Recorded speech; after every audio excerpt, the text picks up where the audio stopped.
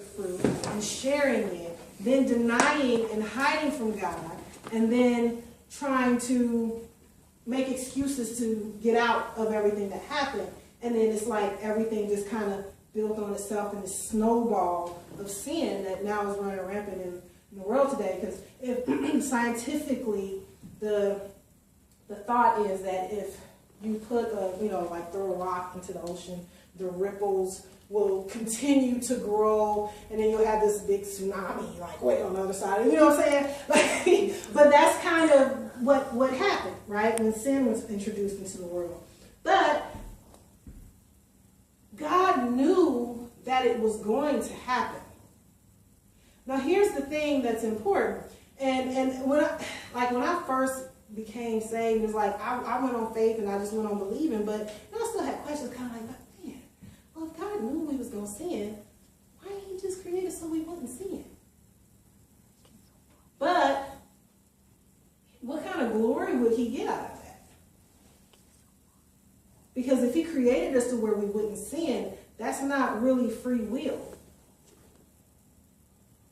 So we have the right to choose right and wrong.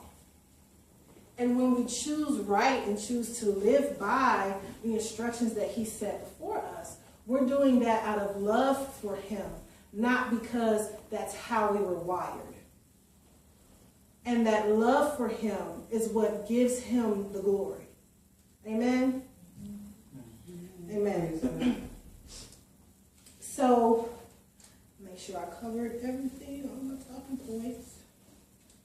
You guys gotta forgive me. I'm a little bit disorganized, because like I said, I didn't lose my notes. But, so we want to make sure that we go back through and really kind of dig down and look at all of the key principles that are in the Word, and not just take it for the surface definition, but really get down and see, because like we just covered a lot of things that before I really studied and was preparing for the innocence dispensation, I had never really paid close attention to. But they're all principles that help us walk in our everyday life. And if we know where we came from, we can better get to where we're going. Like, if you know, like for example, I know that my family on my mother's side struggles with alcoholism. And then struggles with cigarette smoking. And on my father's side, they struggle with cigarette addiction. So even when I was kind of in my mess in high school, I was very careful because I knew I had a high tolerance. So while everybody could, drink like 2 shots of whatever, and now they leaning on the wall, can't stand up, I could be on my 8th and be fine, like what? So I knew I had to be careful, because doing that too much would build it up to where the next thing I know, I'm dependent on it and I don't realize it. And when, for example, when I smoke, I chain smoke. Most people would smoke 1 joint and just be out of it. But with me, no, I had this ritual that I had a couple Black and Milds, then a few blunts, and then a couple cigarettes, and I would be okay. And so I had to be careful, because I knew that that would build up a dependency on things without me even realizing it, because of the history of my family.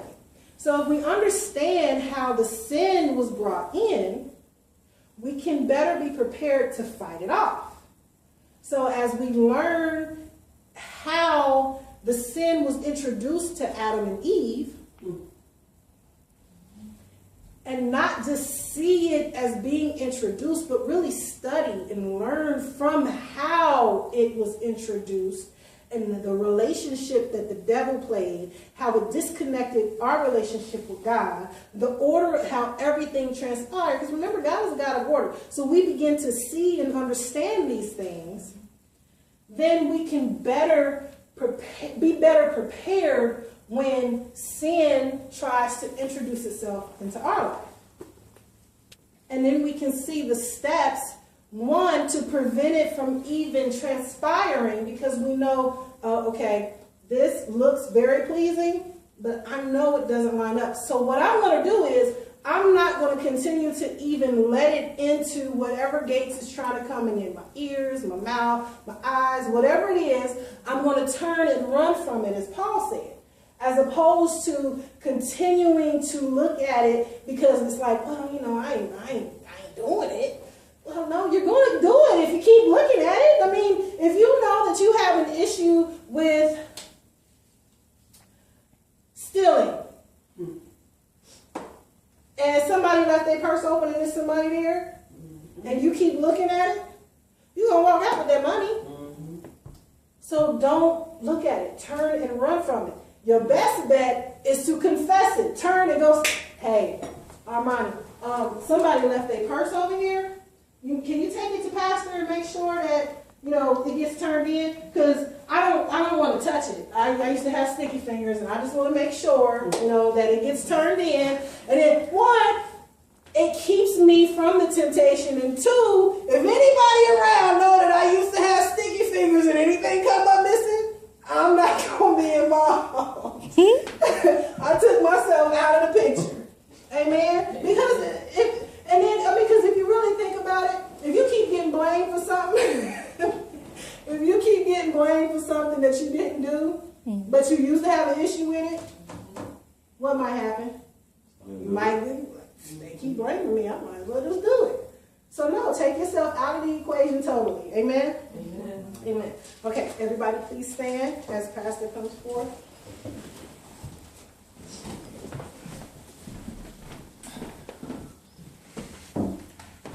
I just thank God. I don't know about you all, and I hate that the other one didn't come back, because people don't want to learn anything. They just want to step right into assumption.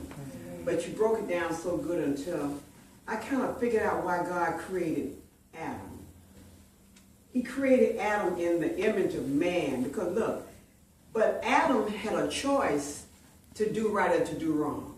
So he created Adam in, you maybe see it. He created Adam, saw that man would fall by choice. You see what I'm saying? So, and she broke it down so beautifully. He created Adam in the image of man because God intended for everything to be good with man. Everything was supposed to be perfect.